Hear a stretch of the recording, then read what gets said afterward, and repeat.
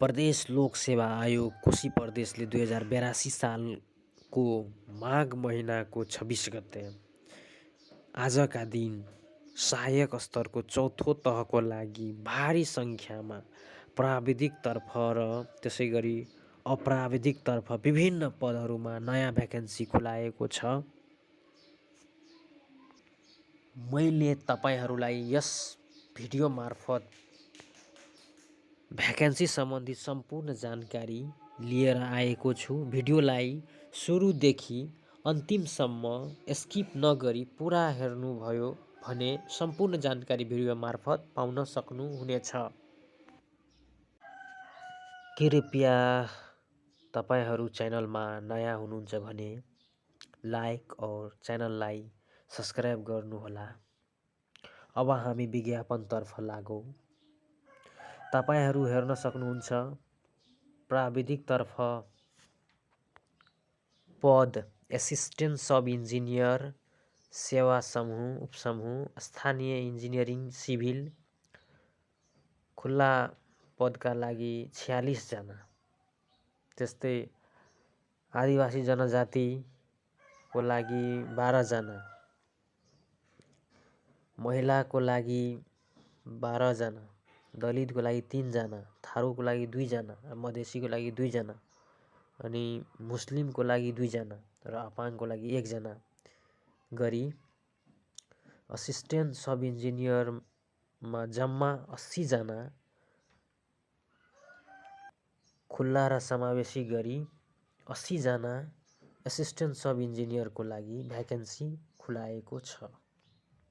त्यसै गरी खापासटे स्थानीय इन्जिनियरिङ सिभिल स्थानीय तह खुल्लामा 1 जना, महिलामा 1 जना, दलितमा 1 जना गरी जम्मा 3 जना भ्याकेन्सी खापासटेको मागेको छ। त्यसै गरी अमिन पदको सेवा स्थानीय इन्जिनियरिङ सर्वेको लागि खुल्लामा 7 जना र आदिवासीमा 2 जना, महिलामा 2 जना, जम्मा अमिन पदको लागि 11 जना भ्याकेन्सी मागेको छ। त्यसै गरी नायब प्राविधिक सहायक पदका सेवा समूह उपसमूह स्थानीय कृषि कृषि प्रसार स्थानीय कृषि बागवानीका लागि खुल्लामा 8 जना र 1 जना। त्यसै गरी आदिवासी जनजातिका लागि 2 जना, महिलाको लागि 1 जना, मधेसीको लागि 1 जना, मुस्लिमको लागि 1 जना, जम्मा नायब प्राविधिक सहायक पदका लागि 14 जना भ्याकेन्सी मागेको छ। नायब पशु स्वास्थ्य प्राविधिक पद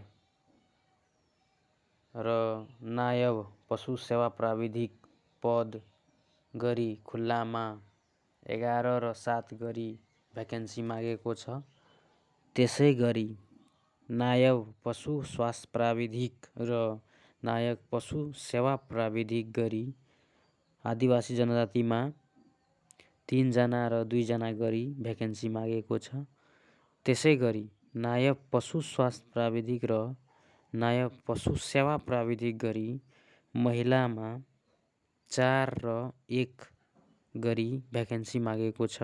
त्यस्तै थारूमा 1 जना, मधेसीमा 1 जना, मुस्लिममा 1 जना, अपाङ्गमा 1 जना,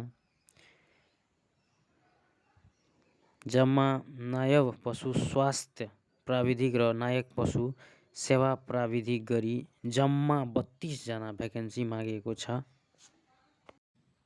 अब हामी स्वास्थ्यतर्फ हेरौँ। अब स्वास्थ्य सेवातर्फ पद अहेव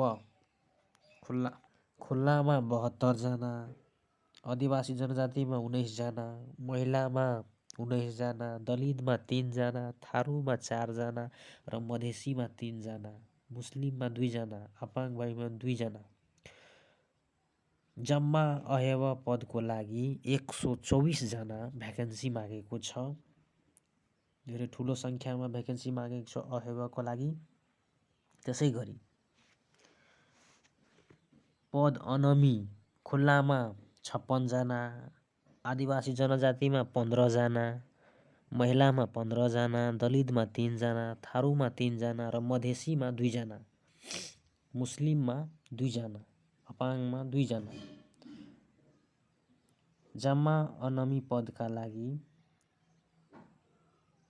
98 जना भ्याकेन्सी मागेको छ। यो पनि ठुलो सङ्ख्यामा मागेको छ। त्यसै गरी वैध पदको खुल्लामा 1 जना, त्यस्तै ल्याब असिस्टेन्ट पदको लागि खुल्लामा 3 जना, आदिवासी जनजातिमा 1 जना, महिलामा 1 जना, जम्मा ल्याब असिस्टेन्ट पदका लागि 5 जना भ्याकेन्सी मागेको छ। त्यस्तै अप्राविधिकतर्फ तपाईहरू हेर्न सक्नुहुन्छ ठुलो सङ्ख्यामा भ्याकेन्सी मागेको छ। अब हामी परीक्षातर्फ हेरौँ। परीक्षाको किसिम लिखित, कम्प्युटरसिप परीक्षण र अन्तर्वार्ता हुन्छ। लिखित परीक्षाको कार्यक्रम यहाँ तपाईहरू हेर्न सक्नुहुन्छ। परीक्षा केन्द्र प्रदेश लोकसेवा आयोग कोशी प्रदेश विराटनगरमा हुन्छ। त्यस्तै परीक्षा दस्तुर चौथो तहको लागि 500 र थप प्रत्येक समावेशी पदका लागि 150 लाग्छ। त्यस्तै यहाँ तपाईँ हेर्न सक्नुहुन्छ दरखास्त दिने अन्तिम मिति, त्यस्तै बुझाउने विधि, त्यस्तै दरखास्त दस्तुर बुझाउने अवधि, त्यस्तै दरखास्तको माध्यम, त्यस्तै उम्मेदवारहरूको उमेरको हद, त्यसै गरी पेश गर्नुपर्ने कागजातहरू यहाँ तपाईहरू हेर्न सक्नुहुन्छ। भिडियो कस्तो लाग्यो तपाईहरू कृपया कमेन्ट गर्नुहोला। धन्यवाद।